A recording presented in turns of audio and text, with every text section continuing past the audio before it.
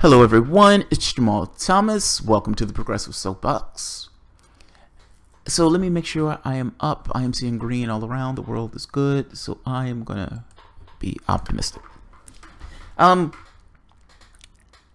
Something's telling me I probably should do this one and upload it, but I am going to try it. I feel like this is going to be more complex than I would like to do it live, but screw it. It's Veterans Day. Or at the very least, we're in Veterans Day weekend. I've, in the past, to put it mildly, have been somewhat antagonistic towards militarism. Immensely antagonistic towards militarism. I have videos where I've been flipping out with some of the actions that we and other countries have been taking around the world that adversely affect those people in those planets. And look, I'm a humanist. I base my thing on this thing of human beings have real value. I do not necessarily want to destroy the value of the human being. From a heart-centered standpoint, I don't like being in torment. I would imagine that other people don't either. Now, that being said, about what, 1% or near 1% of our military is, or 1% of the country is military. That's such a tiny fraction. And because it's such a tiny fraction, you have a government that's able to essentially separate that tiny fraction from the rest of the population. So you create a distinction between the society and the military apparatus itself. Meaning the society doesn't necessarily feel what it means when the country is actually at war. And the country can be permanently at war. It doesn't affect the rest of society. It's almost like it's sealed off. In Vietnam, you had a draft and you had people angry and pissed off and raiding Washington because of that draft. The moment that you got rid of that draft, those people became disconnected. I say that to say that the government has leveraged the bravery of the citizens of this country. And the government has told these people certain things that for the most part hasn't been true. It's not just the government, it's the culture and the society itself. It breeds a certain behavior, believing that to serve your country, to quote unquote serve your country, whatever that means, in pursuit of destroying another country or another nation, or essentially falling in line and killing people abroad is somehow a patriotic act. I'm sorry, it is not. Now, that being said, that doesn't necessarily take away from what these people think they're doing. They just believe that they're doing the right thing. They believe they're doing a good thing. Which brings me to somewhat of a difficult thing, which means it's almost like you have to absorb this from multiple contexts. From the context of the person who's doing it, they believe, they've been taught their entire life that serving your country has a particular meaning, and that meaning is getting into the military. Now, what I would say though is for everyone else, particularly for the left, because the left, I think, gets this at a guttural or gut level. The most patriotic thing that you can do. Look, I have a family that was in the military. My cousin, my wife, she has a brother that was in the military. The most patriotic thing you can do is keeping those people here. Meaning, on Veterans Day, the most patriotic thing you can do is saying, stop sending these people abroad. I don't want her brother sent abroad. I don't want my cousin sent abroad. And you have to ask the larger question of why are they being sent abroad? And are the things that they are being told to get them to go, to agree to do this, are they accurate? Is it true? Is it honest? With the world being set on fire in a way that the world is being set on fire, has the leveraging, the bravery of these citizens been productive? That's a fair question. It's Veterans Day. Shouldn't you ask that question? I mean, if the government is saying that my cousin, her brother, all of these people, families, mothers, sons, cousins, wives, husbands, dads, if you're saying that these people need to go abroad and these people need to do this ghastly act in service of their particular government, shouldn't the government be justify its actions? Shouldn't they be able to show on whether or not those actions have been productive? We've destroyed one country after the next. Business Insider. This is, by the numbers, the staggering cost of the Iraq War. You've heard me bitch about this before. You know, millions of like a million civilians killed, all those people who've been kicked out of their homes, fleeing to these other countries. You have refugees flooding all throughout Europe, creating massive unrest in Europe based upon the actions that we've taken in the Middle East. Now, many of the people, so that gets into Europe. This kind of the right-wing governments that sprung up just because of the actions that has taken place in regards to the refugees crisis. The Iraq War was so messy and costly. The best attempts to assess the sheer damage is through numbers. Actually, I would argue that that's not the best way to get it. But look, there is no way to get it. There is no way to touch it. There's a reality out there. There's no way to touch it. What does it mean when you have 1 million people dead? What does that mean? What does that mean in real world terms? What on earth does that mean? What does that mean? 189,000 direct war deaths, which doesn't include the 100,000 more that died due to war-related hardships. 4,488 United States service personnel killed directly. 32,223 troops injured, not including post-traumatic stress. Meaning, yes, your family member comes back. That family member is fucked up because of the things that that family member was told to do. Did we need to go? It's a fair question. If you're going to ask somebody to give their lives in this way, it is a fair question to ask of the government. Do those people need to go? And what are you trying to accomplish when you're sending them there? 150 reporters killed. 2.8 million persons who remain either internally displaced or have fled the country. 1.7 trillion in war spent by the U.S. Treasury Department as through the fiscal year of 2013. This is 2013. You understand this amount is up to $6 trillion. 7 trillion projected interest payments due by 2053 because the war was paid for with borrowed money. We've hit that. We're nearly hit that. We've hit that. We're at like $5 trillion, $6 trillion for the war. I'm going to put this down. This seems to be an old one. Yeah, 2013. This is 2013. Only point I'm getting at is there is no way to process what is taking place in regards to what we've asked our citizens to do in pursuit of a crime. There were no weapons of mass destruction in Iraq. None of these people have congressional authorization to go from one country to the next in the way that we've been invading and dropping bombs and armaments. And we've been doing things that have been injuring civilians. I bring this up because I kind of want to make a point with regards to the left. The war that the left needs to fight, and yes, I'm going to use war rhetoric, the war that the left needs to fight is a hegemonic war of ideas. It's a hegemonic war of ideas. And I need to put this in perspective. Right now, there is an existential struggle between one item to the next with regards to arguments and debate that takes place. Sometimes this takes place on a meta level. Sometimes this takes place more directly in regards to the things and the issues that crop up. The left in the 60s, 50s, 60s, and 70s waged a massive war against the right on these ideas of identity. So it was not okay at that point to call an African American a particular thing. It was not okay at that point to treat gays in a particular way. Legislation was put in place saying it is not okay to do this. Even right now, if we're having a conversation in regards to race, oftentimes society itself would take the side of it is not right to be racist, it is not right to be sexist, it's not right to be homophobic. That's a war. That's a war that was waged. That's a hegemonic viewpoint that has taken place and ensconced itself in our society as being this is the natural order of things. Fortunately, hopefully it will stay that way. But that is an existential threat. Those people haven't gone anywhere. You still have the racists, you still have the sexists, you still have those particular people in your society, but they don't necessarily have, they don't have dominance in this way. This is a war that the left has ran, and this is a war that the left, for the most part, at the very least, right now, is winning. The war is never won. Now, in this particular case on war, the left put his weapons down and went home. When you told the left that, hey, we're not going to send your kids off to war in this way, we're not going to draft you, fair enough. I'm putting my weapons down and I'm going home. You should not put your weapons down and go home. This war needs to be waged on these things of ideas. What it means to be free. What does it mean to be patriotic? What does it mean to represent or serve your government? What do those things mean? And should you necessarily just give up those definitions to the right?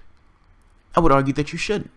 You should wage this war on what does it mean to be patriotic. Does it, patriotism, honestly, it only mean going into the military and murdering somebody abroad because your government tells you that they want you to murder somebody abroad, regardless of the pretense to do so, regardless of the reason to do so. You have maniacs and corrupt, psychotic individuals in that particular office, and that government changes hands, and that government has a decision on what that government wants to do. From person to person, what they want to do changes. This is not an issue of serving your country. This is serving the will of a particular government. There's massive difference in those things. I'm saying the argument that the left is making, or the argument that the left needs to have, is on what those terms mean, in the same way the argument ran that kind of campaign on what these issues of identity mean. what these issues of what's right in a sense of identity. Same thing needs to be waged with regards to war. The left should be violently, not violently, but virulently anti-war. This is kind of an ironic thing, violently anti-war. The war's on terms. The war's on terms. And for better or worse, the struggle is continuous. It's continuous. I would say the issue is to get past these struggles and to win these struggles. In the same way you've won that struggle on, hey, it's not okay to be sexist. The society doesn't necessarily like you to be sexist. People do it, but ultimately the society wags its finger at you if you do it. It's not okay to be racist. That's a war to some degree that you, for the most part, won. How about it's not okay to be violent? How about it's not okay to go somewhere and murder somebody else? What about winning that particular war? What about waging that particular war unceasingly? When they say how far to the left you want to go, you want to say further. When they say how much you want to take, you want to say more. I'm saying it in that way because those things are continuous. When they say, uncle, you hit him again, it's a continuous existential struggle. Your battle is on ideas. What does it mean to be patriotic? What does it actually mean? And that's the only meaning to send somebody abroad. What about a patriotic thing of saying, let's not invade other countries. Let's not put ourselves at risk. Let's not put our country at risk. How about that? How about the honest position of, if you're killing somebody abroad, you're going to create another terrorist, which is mean there's going to be somebody else attacking you. What about waging this war on the issue of what does it mean to be safe? What does it mean to be secure? Those are things that you need to fight by.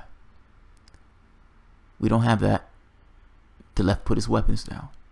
And the left went into the Democratic Party in this way and became essentially violent psychopaths, maniacs.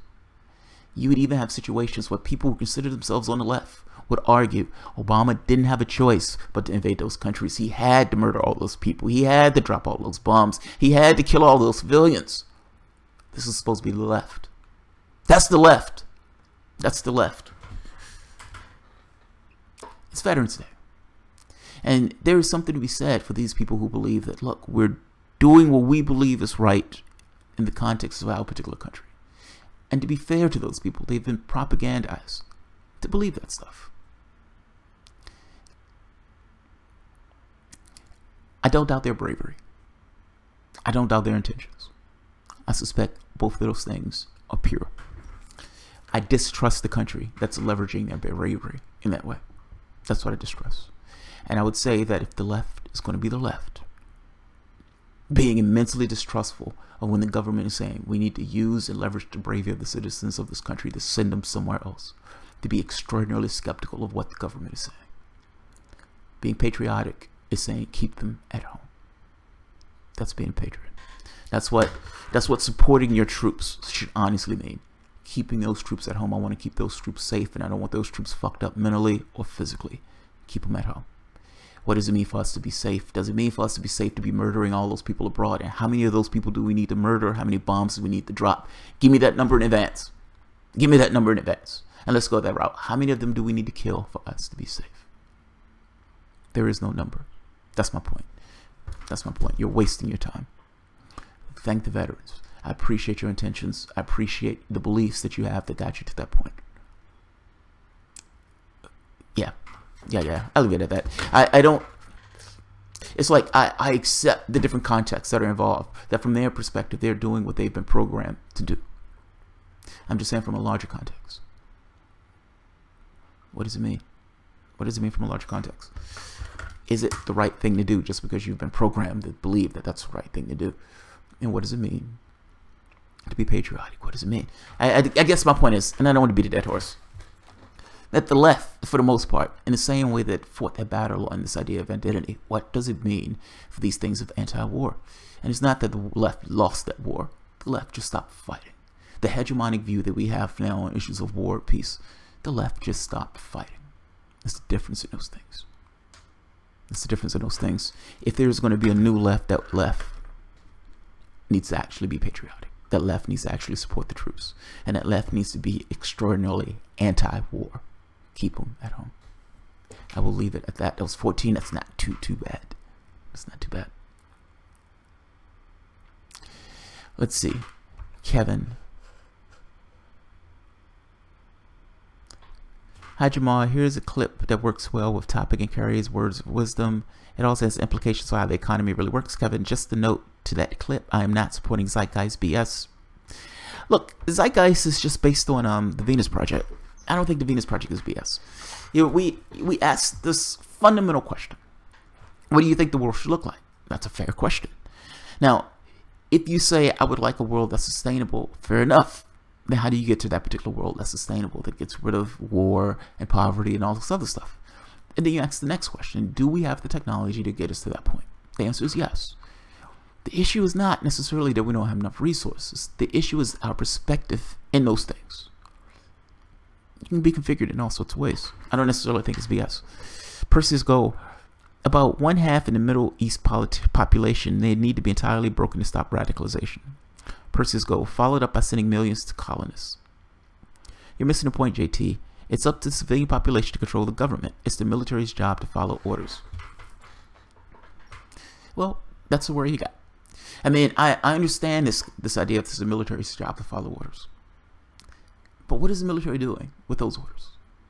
Like, understand the gravity of what you're saying. Understand the end result of what you're saying. It doesn't necessarily matter the horrors. Hey, go kill those civilian populations. Go drop those bombs on the civilian populations. Is it right? Is it right? Your argument is, well, they were told to do it, so yes, it was right. I'm saying that is insanity. That's insanity. You can make the case that it's up to the civilian population to control the government. Fair enough. We don't have control of our government. We don't have control of our government, at least not in the way that you're talking about. And yes, has the military been used for ends that the military should not have been used for? Meaning, have we used this for defense, or have we been using this to attack other nations? That is immensely problematic. That's my point. That's my point.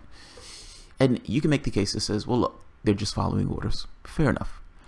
I would make the case that it is up to the left to be extraordinarily anti-war. And that's kind of the point of this video, by the way. Not necessarily this, this kind of debate on whether or not people should follow orders or not. Just more along the lines of, from the perspective of the left needs to kind of accept this stance of being unapologetically anti-war. You're spending trillions on war. You're $20 trillion in debt. You don't have healthcare. You don't have high-speed rail. You don't have these things in your particular communities. Half of your country is in poverty. And you're $20 trillion in debt. You have nothing to show for that cash. Nothing at all. If the left is going to do anything, it needs to start on the fundamental basis of we are against these wars. We're against these wars.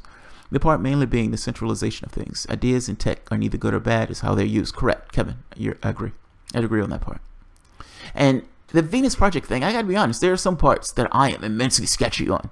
Like where it's this thing of at some point there's a transition. I gotta be honest, I don't even think Jack Fresco thought that there would ever be a situation where there would be a natural transition into his system. I think he thought this world is gonna go to shit before they ever get to the point of trying to transition over. Here's an option. I think that's where you went with this. Not necessarily that it was going to be perfect, that human beings are not necessarily perfect. You can't necessarily think of all the kinks in a particular system. But ultimately, it's something to work towards. It's something that you would be working out as the system goes. It wasn't meant to be a finished product. That's my point. It wasn't meant to be a finished product. Ideas and technique, yes. All right, so I'm going to keep this one short. And I totally know that people are going to disagree with me on this part. I full well understand that there's some people who have this full well belief in military in this way. And I don't want to give across this impression that I'm denigrating the legacy of a particular serviceman or anything like that. That's not it at all. These guys full well believe that what they're doing is for the best. And they think that they're serving a higher goal. Fair enough. I take nothing away from it. I'm making the point that their government itself has been leveraging what they consider to be patriotism, what they consider to be bravery and courage. They've been leveraging those things for ill and illicit ends. That's what I'm getting at. And it has not been for the best. And if the left is going to support the military, if the left is going to be pro-military, it needs to be anti-war. That's my point. This is a battle of ideas. There's a reality out there. We don't necessarily put our hands on what that reality is. I would argue that you're fighting for narratives. Win the war of narratives. The left put his weapons down and went home. and it allowed maniac and psychopaths to take over the apparatus of military and war. If you want to be pro-military, you need to be virulently anti-war. That is my thesis. Well, that's my position anyway.